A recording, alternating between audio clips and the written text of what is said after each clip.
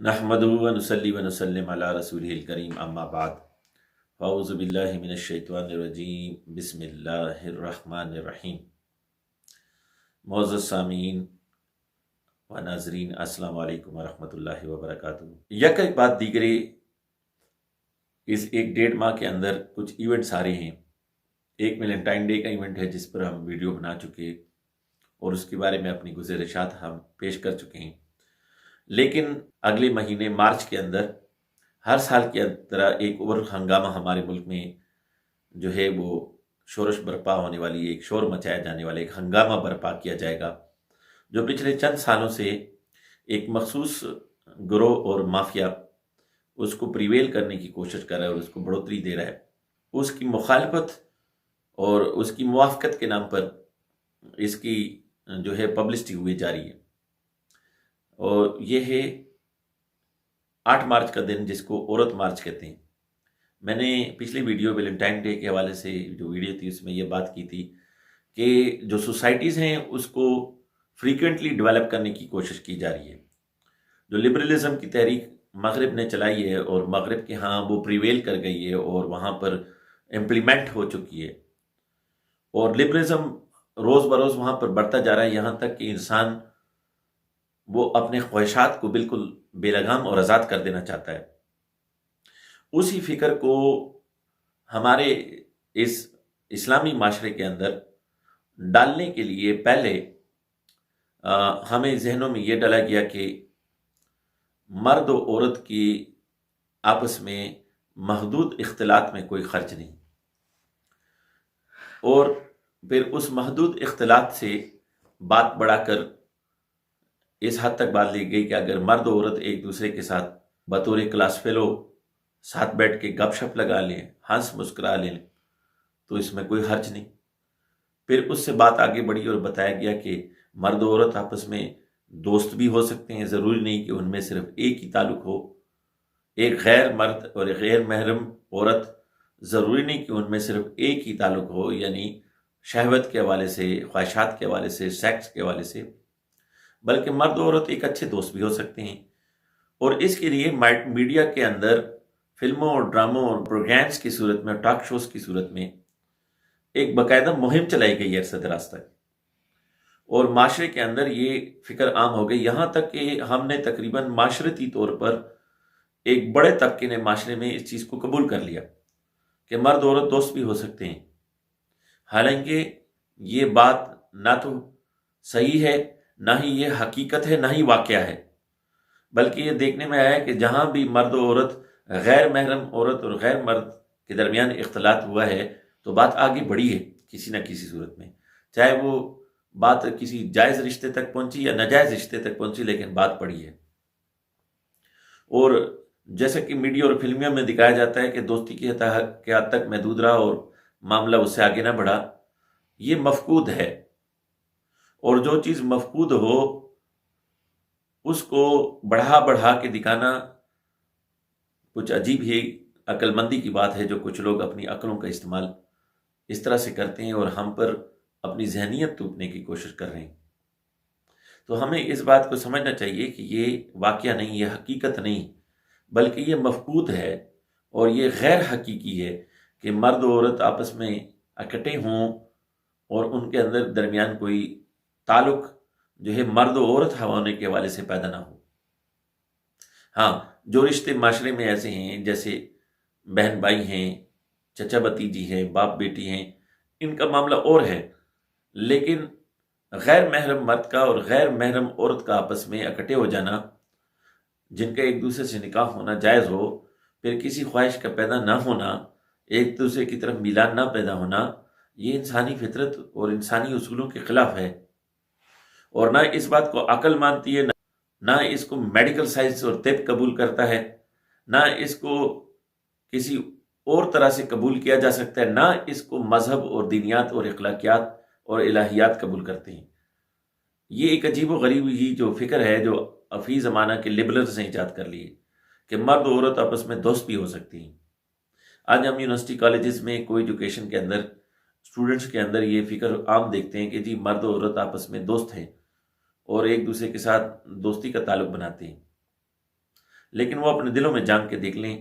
تو ان مردوں کو اگر وہ خود سے پوچھیں تو ان کو پتہ لگ جائے گا کہ جو عورتیں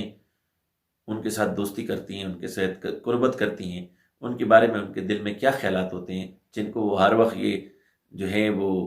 احساس دلاتے ہیں اور یہ یادداشت دلاتے ہیں کہ ہم آپ کو صرف ایک دوست سمجھتے ہیں، وہ مرد خود میں جان کے دیکھ لیں تو ان کو پتہ لگ جائے گا کہ ان عورتوں کے بارے میں ان کی فکر کیا ہوتی ہے۔ اس طرح عورتیں اپنے معاملات بہتر جانتی ہوں گی۔ میں چونکہ مرد ہوں اور مردوں کے جو ہے معاملات کو زیادہ بہتر سمجھتا ہوں، اس حوالے سے بات کر سکتا ہوں۔ نوجوان لڑکوں کی آج کل جس طرح کی فکر ہے، جس طرح ہمیں دیکھنے اور سننے کو ملتا ہے، وہ کسی سے چھپی ہوئی بات نہیں۔ اسی طرح لڑکیوں کے آج کل جو معاملات ہو رہے ہیں وہ بھی کوئی چھپی ہوئی بات نہیں۔ پھر اس بات کو بڑھوتری دی گئی اور دوستی سے بات آگے اس طرف بلائی گئی کہ جو لبرل مقاصد ہیں، جس کا ایک بڑا پہلو یہ ہے کہ مرد و عورت اپنی جنسی آزادی کے بھی ذمہ دار ہیں اور جنسی لحاظ سے وہ آزاد ہونے چاہیے کہ چاہے وہ جس سے چاہے تعلقات بنائیں اور جس سے چاہے دوستی بڑھائیں، جس سے چاہیں جب چاہیں تعلق کریں۔ شوہر جو ہے اس کو منع اگر بیوی کرنا چاہے تو جب چاہے منع کر دے، اور اگر شوہر اس کے منع کرنے کے باوجود چھوئے تو اس کو زیادتی کا نام دیا جائے۔ اور اسی طرح عورت اگر چاہے تو کسی اور مرد سے تعلق کر لے، اپنے شوہر کو جب چاہے چھوڑ کے چلی جائے،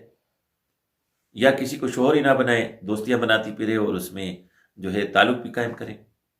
اور اسی طرح مرد کو بھی اس کی آزادی ہونی چاہیے۔ یہ ہے وہ لبرل فکر جس کا جو لازمی نتیجہ ایک عرصہ دراز کی محنت کے بعد جب ایک پرسنٹیج ان کے معاشرے میں بڑی ہے اور ایک تعداد بن گئی ہے، اور ان کو ایسے مرد اور عورت خصوصاً ہمارے سوشل میڈیا کے پیدا ہونے کے بعد نوجوانوں میں سے مل گئے ہیں جو لبرل خیالات کے ہیں، یا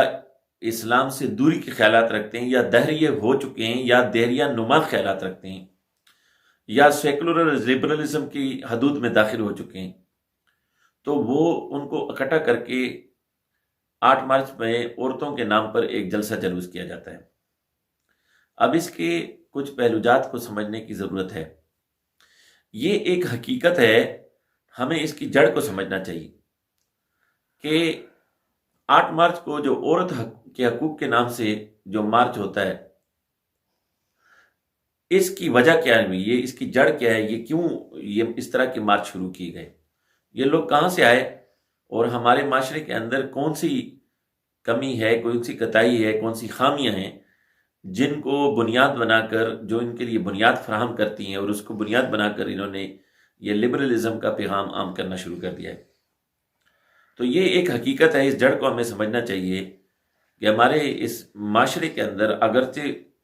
ہم اکثریت 97% مسلمان ہیں، لیکن ہمارے معاشرے کے اندر بہت سی غیر اسلامی روایات اور اقدار جو ہیں وہ ہمارے درمیان جو ہیں وہ پائی جاتی ہیں، سرایت کر گئی ہیں، اور ہم نے ان کو اسلامی سمجھ لیا ہے، جن میں سے ایک عورت کو دبا کر رکھنا ہے اور عورتوں کے حقوق کو سلب کرنا ہے، چاہے شوہر بیوی کے حقوق کو سلب کرے، خود کو جو ایک لفظ قرآن نے اس کے لیے استعمال کیا کہ تمہیں قوام مقرر کیا، اس کو محبت کے پیرائے میں، الفت کے پیرائے میں دیکھنے کے بجائے خود کو عورت کے اوپر حاکم کا صرف ایک پہلو دیکھے، اور اس پہلو حاکم کو خود کے اوپر اور عورت کے اوپر اور گھر کے اوپر اتنا حاوی کر دے کہ عورت کا سانس لینا دوبارہ ہو جائے، یہ ہمارے معاشرے میں یہ اقدار پائی جاتی ہیں۔ اسی طرح بیٹیوں کے ساتھ اگرچہ والدین پیار کرتے ہیں لیکن ان کا پیدا ہونا پسند نہیں کیا جاتا۔ یہ ہمارے پاس یہ روایت کہاں سے آئی، جبکہ حضور صلی اللہ علیہ وسلم نے بیٹی کو رحمت قرار دیا، لیکن ہندوؤں کے ہاں بیٹیوں کو پسند نہیں کیا جاتا، مشرکین کے ہاں، مشرکین مکہ کے ہاں، مشرکین عرب کے ہاں بیٹیوں کو زندہ درگور کیا جاتا تھا۔ آج بھی مشرکین ہندوستان، اہل ہند کے مشرکین، وہ الٹرا ساؤنڈ میں بیٹی کے معلوم ہونے پر وہاں پر ایک بہت بڑی پرسنٹیج ہے جو بیٹیوں کو مار دیتی ہے۔ یہی سوچ ہمارے یہاں آ گئی ہے، اگر کسی عورت نے 2-3 بیٹیوں کو جنم دے دیا تو ساس بھی اس کو تانے دے گی، اور ماں، اس بیچاری کی ماں بھی پریشان ہوگی، اس عورت کی، اس لڑکی کی، کہ میری بیٹی کی نورینہ اولاد نہیں ہوتی، شوہر بھی اس کو تانے دے گا،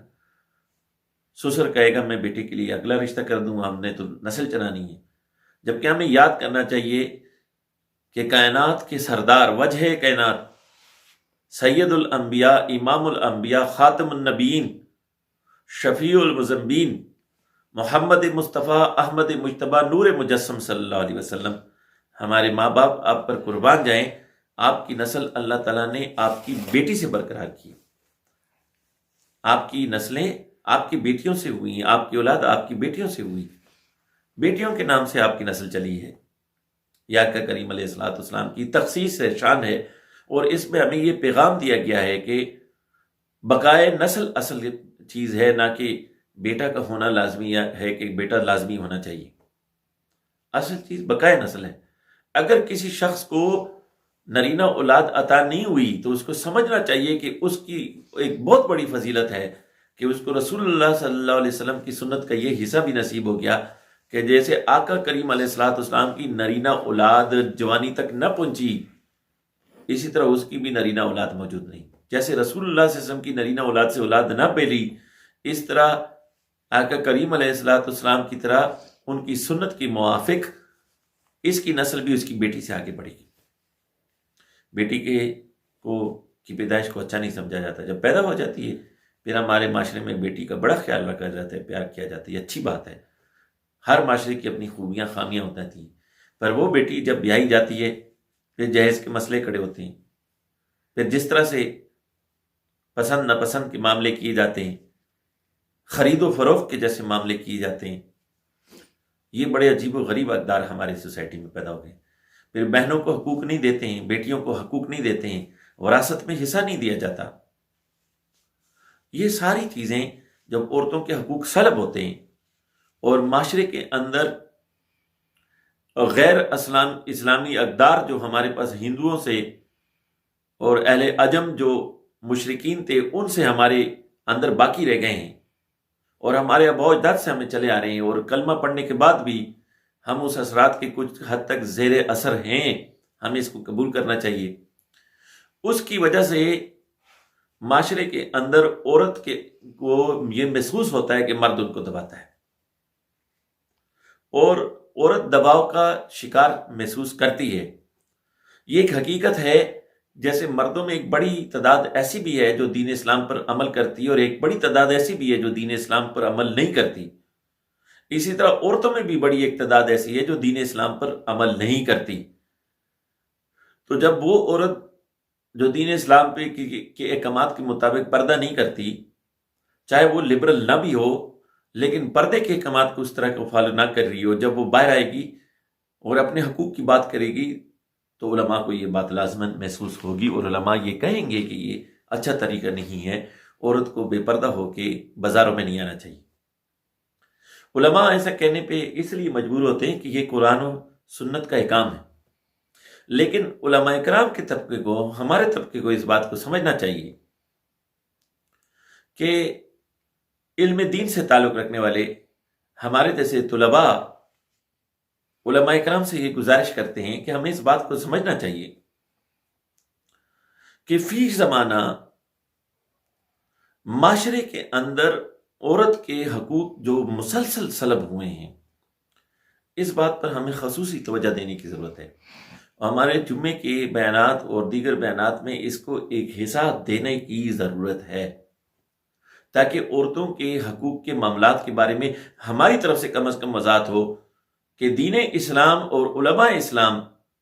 وہ ہرگز اس بات کے قائل نہیں ہیں کہ عورت کو دبا کے رکھا جائے، وراثت کے حقوق پر بات کی جائے، بیٹی کے حقوق پر بات کی جائے، اس کے رحمت ہونے پر بات کی جائے، اس پر خوشی کرنے کی بات کی جائے، اور بیوی کے حقوق کی بات کی جائے، اور بیوی پر شوہر کے حقوق کی بات کی جائے، باپ کے حقوق کی بات کی جائے، ماں کے حقوق کی بات کی جائے، تاکہ معاشرے کے اندر یہ اخلاقی ذمہ داریاں، یہ جو اچھا اخلاق ہے اور ایک دوسرے کے جو ہماری ایک دوسرے پر اخلاقی ذمہ داریاں یا قانونی ذمہ داریاں ہیں، اس کی پوری کرنے کی ہماری ایک عادت ڈیولپ ہو۔ علماء کرام کو بھی اس طرف توجہ دینے کی ضرورت ہے۔ الحمدللہ علماء کی بڑی تعداد اس کی طرف توجہ دیتی ہے، جو نہیں دے رہی ان کو بھی چاہیے کہ نماز روزہ کے ساتھ ساتھ، حج و زکوٰۃ کے ساتھ ساتھ ان مسائل کی طرف بھی توجہ دیں۔ جو عورتیں ان کی بنیاد پر، اس حقوق کے مسائل کی بنیاد پر سڑکوں پر آ کر پلے کارڈز نکالتی ہیں اور جو ہیں ایسے مبہم الفاظ کے اندر اور کبھی کبھار کلم کلا الفاظ کے اندر جو ہے فحش باتیں لکھی جاتی ہیں، کہی جاتی ہیں، پلے کارڈ شو کیے جاتے ہیں، جو اس کے اندر جسے حیا کے ماتھے پر شکن آ جائے، اس طرح کے الفاظ استعمال کی جاتی ہیں، ایسی تصاویر لگائی جاتی ہیں، مردوں اور عورتوں کا اختلاط کیا جاتا ہے۔ ہمیں یہ سمجھنا چاہیے، اور مسلمان پاکستان کو اور ہماری بہنوں کو اس بات کو، اور ان بھائیوں کو جن کے دلوں میں یہ درد ہے، میں اس درد کو محسوس کرتا ہوں، میرے وہ بھائی جن کے دلوں میں یہ درد ہے کہ معاشرے کے اندر عورت کے حقوق ادا ہونے چاہیے، یہ اچھی بات ہے، لیکن ہمیں یہ سمجھنا چاہیے کہ یہ لوگ، ان کا ایجنڈا عورتوں کے حقوق کے لیے بیداری مہم نہیں ہے، بلکہ یہ وہ ہماری جو خامی اور کمی اور کوتاہی ہے جو عورت کے حقوق سے ہے، جس کی وجہ سے عورت اپنے آپ کو پسا ہوا محسوس کرتی ہے، اس کو استعمال کرنے کی ایک کوشش ہے اپنے مذموم لبرل مقاصد کی خاطر، تاکہ معاشرے کو ایک مادر پدر آزاد معاشرہ بنایا جا سکے۔ ہمیں اس کے سامنے بند بنانے کی ضرورت ہے۔ اس کے لیے ہماری بیٹیوں کو، بہنوں کو، ماؤں کو خود سامنے آنا پڑے گا اور ان کو وضاحت سے یہ پیغام دینا پڑے گا کہ جناب، ہم حقوق کے نام پر مادر پدر آزادی اور لبرلزم نہیں چاہتے ہیں، بلکہ ہم مردوں سے نفرت کی تحریک بھی نہیں چلانا چاہتے ہیں، اور مردوں سے نفرت کی تحریک چلا کے ہم جنس پرستی کی راہ ہموار کرنے والے نہیں ہیں، بلکہ ہم یہ چاہتے ہیں کہ مرد عورت کے حقوق کو ادا کرے اور عورت مرد کے حقوق کو ادا کرے، تاکہ معاشرہ ایک خوبصورت انسانی معاشرے جو ہے وہ تشکیل پایا جا سکے۔ یہی اسلام ہم سے چاہتا ہے۔ اگر ہم دین اسلام پر آج کے دور میں عمل نہیں کریں گے تو یقین مانیں ہم سے زیادہ جواب دہ اللہ کو کوئی نسل نہ ہوگی،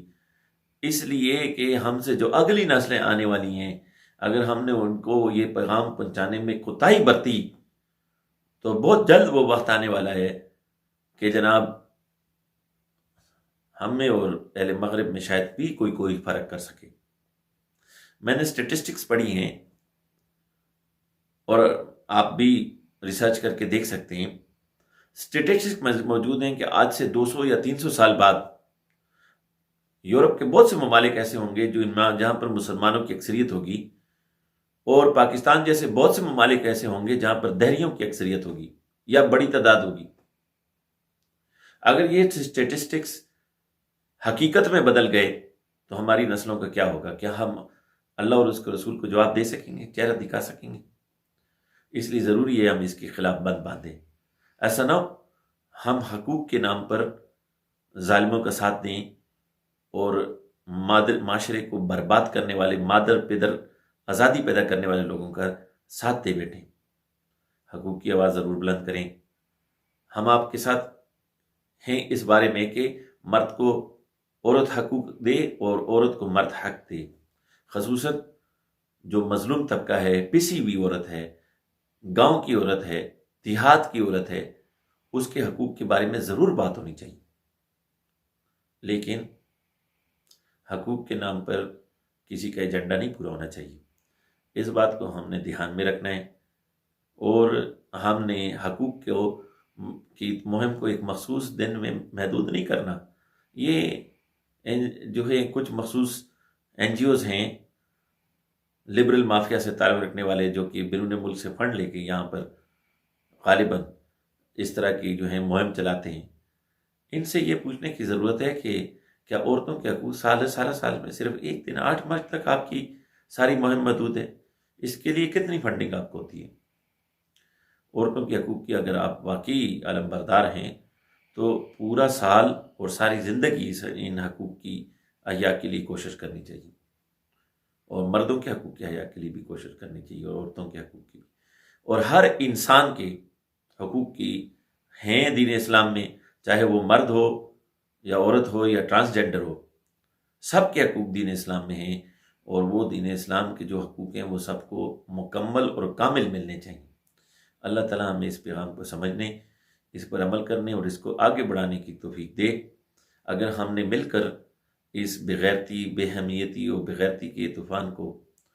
بے حیائی کے طوفان کو روکنے کی کوشش نہ کی، اس کے مقابل بند نہ بنایا، تو ہم اپنے آئندہ نسلوں کو بچانے سے جو ہے وہ محروم رہ جائیں گے۔ اللہ تعالیٰ ہمیں اور ہماری نسلوں کو دین اسلام پر تا قیامت کر بند رہنے کی اور رسول اللہ صلی اللہ علیہ وسلم کی غلامی کی توفیق نصیب فرمائے۔ وصلی اللہ تعالیٰ علی خیر خلقہ محمد و آلہ و صحبہ اجمعین۔